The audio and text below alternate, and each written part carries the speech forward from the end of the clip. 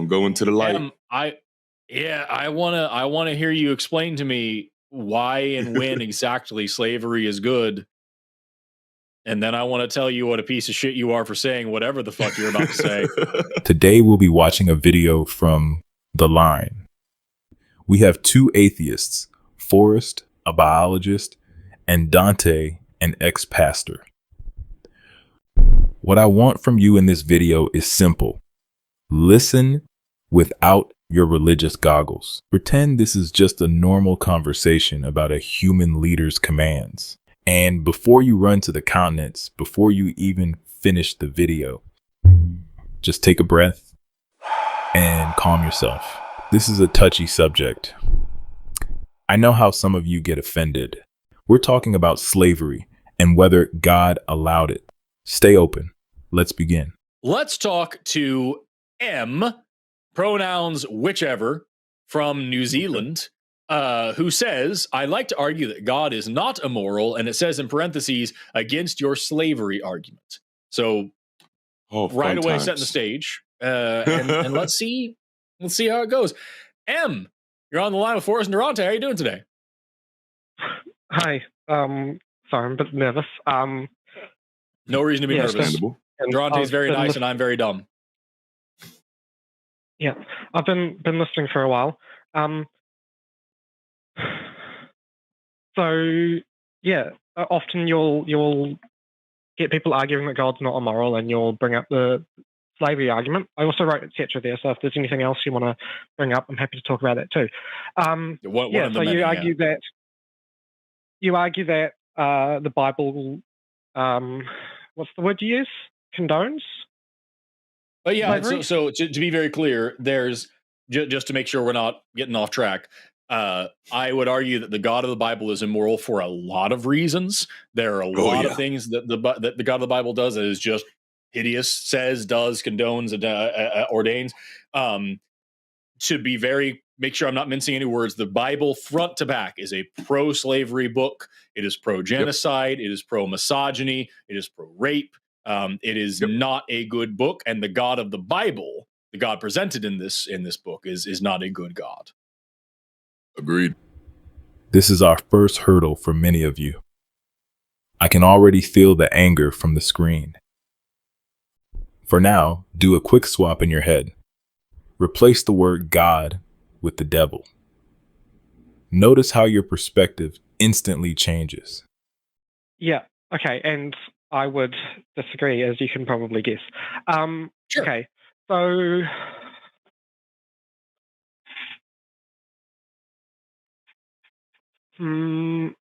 Old Testament. Let's start with the Old Testament. Okay, so yeah, sure. There's laws in the Old Testament that you've said describe how to do slavery, I suppose. Legalize slavery, I suppose, in a way. And those laws are handed down directly by God, and they are very explicit that you can own people as property. It tells you where to buy them, how to beat them, where you get them from, that you can pass them down to your children. It has different rules for Hebrew and non-Hebrew slaves, and along with loopholes and exceptions to make Hebrew slaves as chattel slaves as the non-Hebrew slaves always are. It does not mince words. It is very clear we are talking about actual chattel slavery. Yep. And I'm not disputing that that's there. I am truly surprised here. Usually the first apologetic claim is that Old Testament slavery was just indentured servitude. Good job to the caller for not using that old, completely false argument. The reason why I would say that doesn't make God immoral is, I guess I'm just going to take an argument that Jesus had with, was it Sadducees in the New Testament? They came up to him and so basically, people came up to Jesus and they said, this bad thing that people often say God doesn't condone, what's the story with that? And Jesus says, well, it's a bad thing, you shouldn't do it. God doesn't condone that. And then they say, we've got you. Why then does Moses give us laws around how to do it? Jesus' response to that, and I would argue his response to slavery would also be, God gave you those laws because he knew you were going to do it anyway. And so he gave you the laws to have you do it in safer, better ways. Well, I have to take that credit right back. The caller jumps to the next bad excuse. God is now restricted by us. How can anyone say this with a straight face? Be real here. Okay. Whoa. So in the particular case, he's talking about divorce, saying divorce shouldn't ever happen, but you've got laws around divorce because you knew you were going to do it anyway. So that's why there are laws to make it safer, because God would agree with you and everyone else on the line and all the other left people that abstinence only isn't a good form of legal structure. Right. So do you think that people were going to eat shellfish anyway? Do you think that people were going to eat shrimp? That's not a moral. I would argue that's not a moral law. Okay, but God does. But just to be clear, God very specifically says, do not eat shellfish. He doesn't tell you how to eat shellfish well. He doesn't tell you how to make sure that they're clean or how to make sure they're cooked properly. He just says, don't fucking do it. So why did you do that with slavery? I'd say that law's in a different category, along with the laws about mixed fabrics. Yep, Forrest is exactly right. If God can go out of his way to forbid shellfish, then what's the problem here? We all know the text shows God forbidding acts and killing people who don't listen. There are even generational curses over things many would consider smaller sins. Does God have a limit on how many rules he can make? Which would you say is more important? Which would you say is more important as a law? More important. Yeah, like which one holds a higher moral value between eating shellfish and owning people as property? The laws, a law forbidding slavery would be more moral than a law forbidding shellfish. So I don't think the argument you were going to do it anyway holds up when God gives very strict, clear commandments about don't do this and do that. I just said do.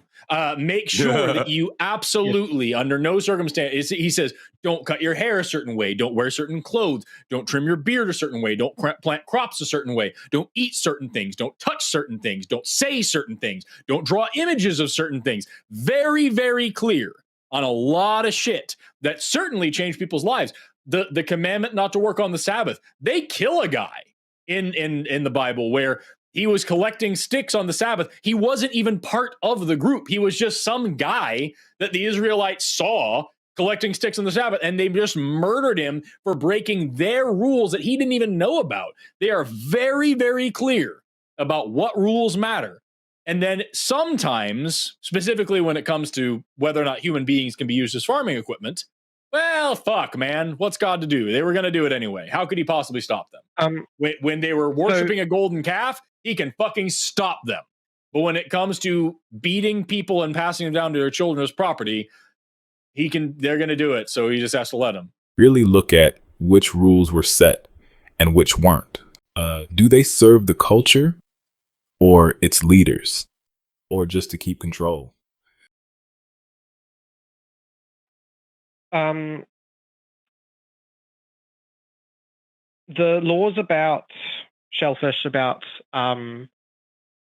clothing, about hair, those are not moral code. Can I ask you how you determine which ones are moral and which ones are not?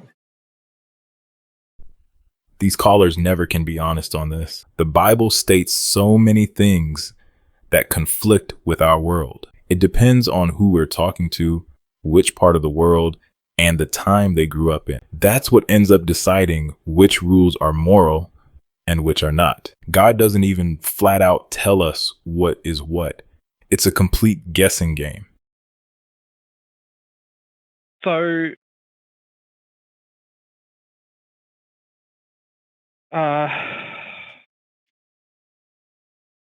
that's a question. Oh yeah. I suppose arguably the entire thing is the Old Testament and the New Testament, right? Serve different purposes. The Old Testament is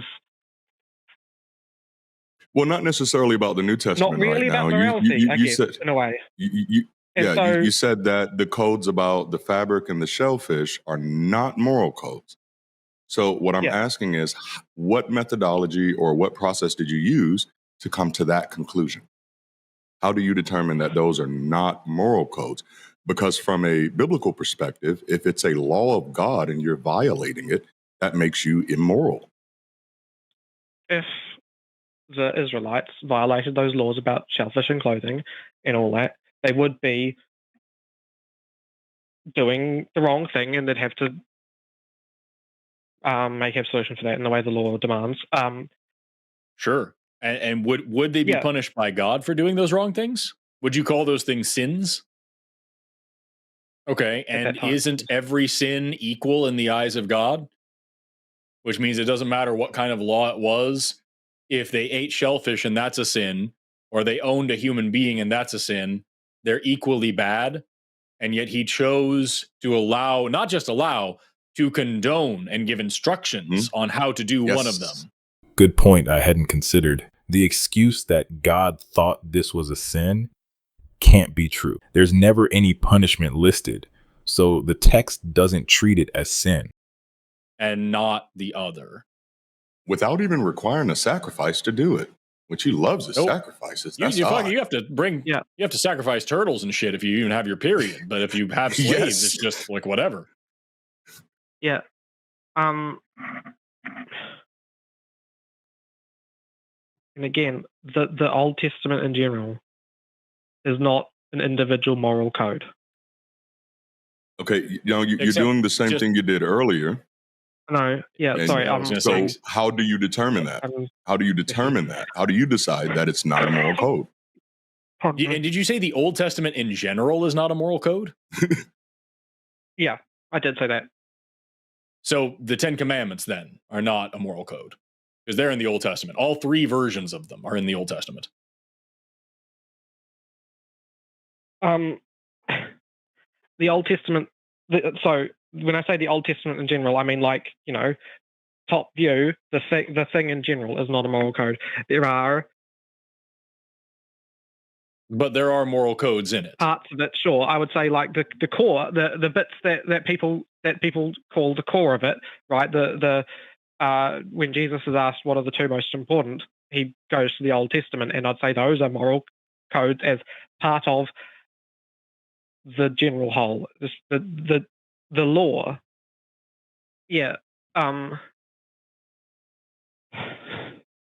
What part of the Bible you gave this story of Jesus saying that divorce was bad, even though the Bible says how to do it. Is there any specific part of the Bible that says do not own slaves at all? Okay. If you want, is there? I want you to pause this video, go to the comments, and tell me how you can possibly be okay with the answer to this question. Kind of. That would, if we want to head over to the New Testament. Is the New Testament a moral code? More than the Old Testament is, yeah. So the way I'd put it, if you want me to be more specific there, is the Old Testament is God interacting with the nation state of Israel and describing to the nation state of Israel how to do things. And it's an image too about the flaws in us trying to legalistically. It's a legalistic description of how to shows the flaws in that way, whereas the New Testament is a description of how God's done it for us, as well as then also a moral description on how we should be. And the New Testament, if we want to talk about how the New Testament condones slavery, let's talk about Onesimus. I truly think these hosts care. I want you to look at their faces. They hear a grown man fumbling over his words, trying to condone something the Holy Spirit in him is telling him is wrong. A Christian escaped slave that Paul sends back to his Christian master. That's a weird one to pick, but yeah. Well, I've never heard you talk about it, but I'd say that would be a pretty obvious place to go if you want to talk about the New Testament condoning slavery. Well, I would talk about, if I was talking about the New Testament condoning slavery, I would talk about Jesus saying that God is the same all the time, past, present, and future. God never changes, that I come not to change the law, but to fulfill it, that not a jot or a tittle of the law shall change until all things come to pass. Those kinds of things, which kind of reinforces over and over and over that everything the God of the Old Testament did is continuous with Jesus's will and Jesus's message as well. So when God in the Old Testament says, here's how you own slaves, Jesus also meant that. Yep. And Paul echoes it when he says, slaves obey your masters. Exactly. Yeah. So the same person does different things in different scenarios. Like I said, the Old Testament is the legalistic framework, which is written to set the Israelites apart from the people around them, as well as to. Okay, can I ask you? So when Paul says slaves obey your masters, is he supporting slavery or is he condemning slavery? Is supporting slavery. This is why I said kind of. We're getting to that. So that's the moral framework of the New Testament, then, right? Yeah. Or that's a part of the moral. All right. So do you not realize your argument just completely fell apart?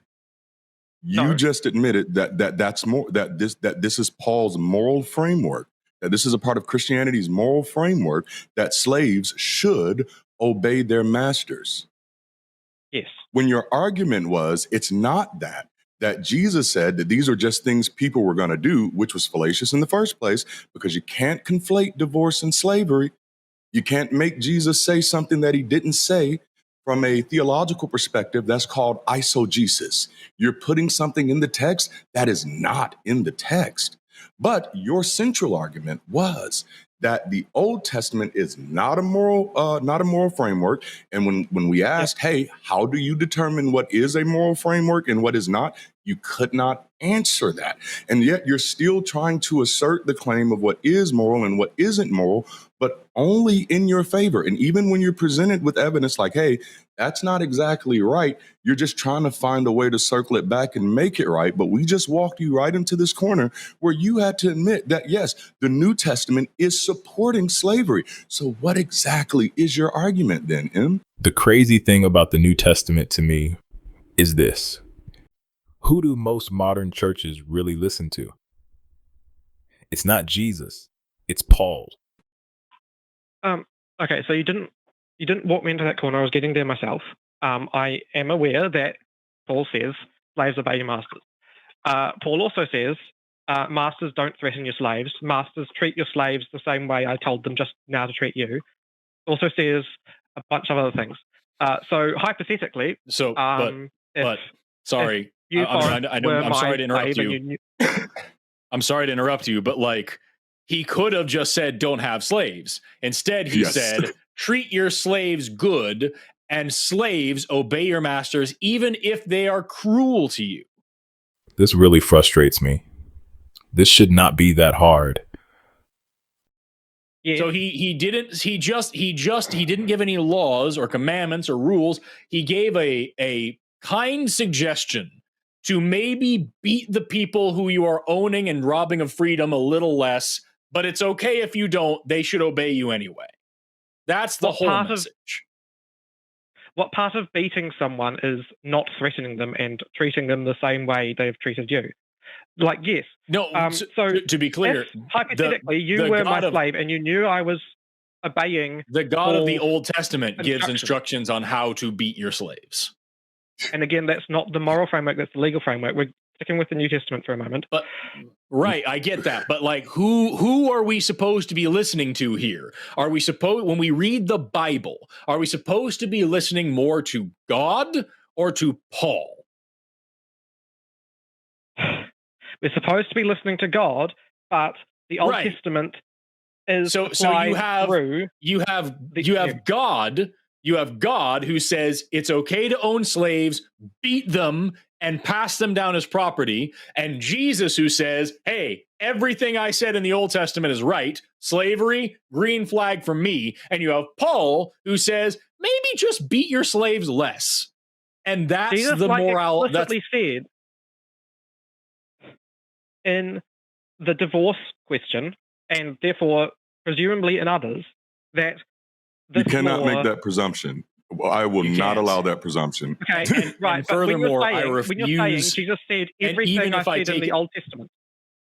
Even if I take what you're saying at face value, that's, first of all, it goes against other things that Jesus said. And second of all, it's still just the laziest argument possible for God to say he was so weak that he could tell everybody how to structure their entire society and religion, but he couldn't make them stop owning slaves. He couldn't tell them to do that. They were going to do that anyway. He had no power to stop them.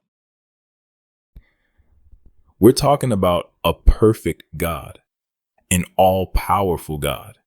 He burned 2 kids alive for putting the wrong incense in an incense burner. And then commanded his parents not to grieve their children, otherwise he would kill them and the rest of their city too. That happened. He killed 2 children and then threatened to destroy the rest of the population if their parents grieved them. And he can't say don't own slaves? And let's not forget that Jesus physically assaults people in property that is not his. And he sits down, takes the time to actually fashion a whip to do that, to carry out this assault. And then if you actually pay attention to the theology of Jesus, you pay attention to his theology, he's actually teaching people how to be slaves. Yep.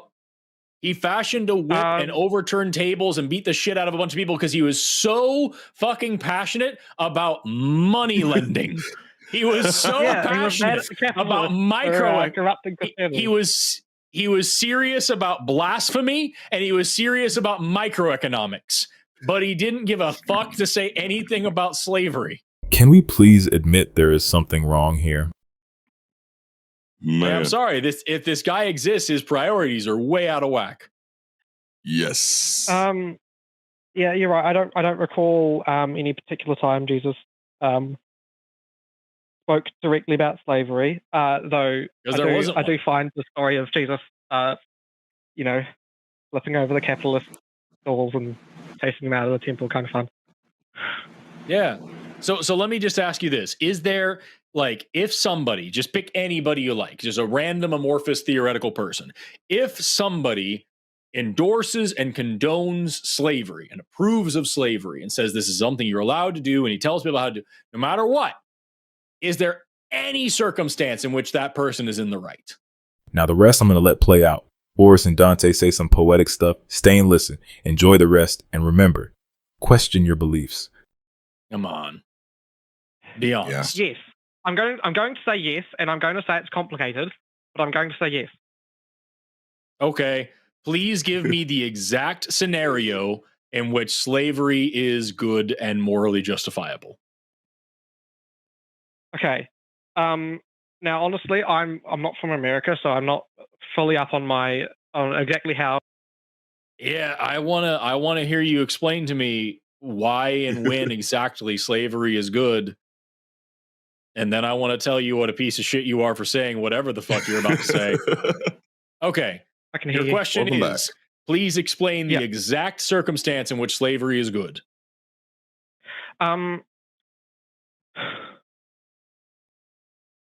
So I might be have a complete misconception of how it worked. But so what would happen to a free black person in the American South way back when?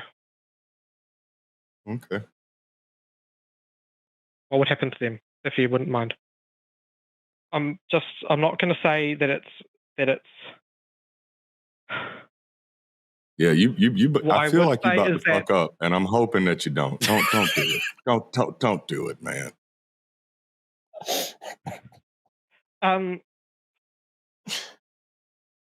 Okay, so how about? Okay, I am kind of going to say that because from what I understand, this was honestly something I learned apparently just yesterday on a historian's show. Black people would buy their own family members. Black people would buy their own family members in order to keep them safe. So the black people was a slave. The black person there was a slave owner. What is the point that you're trying to make? Is that ethical slave owning? If you Can buy you your own family imagine, members, keep them safe. Can you just imagine for a second? Just try for 1 second to put yourself in this situation where you live in a society where it is so normalized for you and your family and anybody who looks like you to be bought and sold as property, to be beaten, to be eaten. They ate them. To be raped, to be tortured. You are so completely dehumanized that the only thing that you need to do, the only option available to you is to put your family members into that situation to try to make them have not a good outcome, but a slightly better one. Not the worst outcome, just a better one. And you're going to look at that and say, this is an ethical use of this system, and not just say this system as a whole is so fucked up and broken that it makes the people who are subject to this level of dehumanization continue to propagate it just to survive. And you're going to call that I agree ethical? The system is broken. No, I agree the system Then is why broken. didn't God I would say stop that what it? the person did was ethical. Then why didn't God stop it? Because God didn't say, hold on. I swear to fucking God, dude. God didn't say, listen, y'all, slavery's so evil that sometimes you have to use it in this way to get around it. And this is no, God said, you can own slaves. You can buy them from these people. You can beat them in these ways. You can pass them down to children. Here's how to trick a Jewish person into being a slave too. God told you how to do it. He told you when to do it. He told you what to pay for it. He told you how to pass them down. He gave you loopholes to fucking trick other people into it. You are trying to use a horrifically fucked up situation to justify a horrifically fucked up system and saying that God is now absolved from the sin of commanding that system into existence. I am not nearly full of enough shit to believe what you are saying, Em, and I don't think you are either. I think you are in a fucking pretzel trying to make this make sense. You asked me for one situation where slavery was ethical. It's not ethical.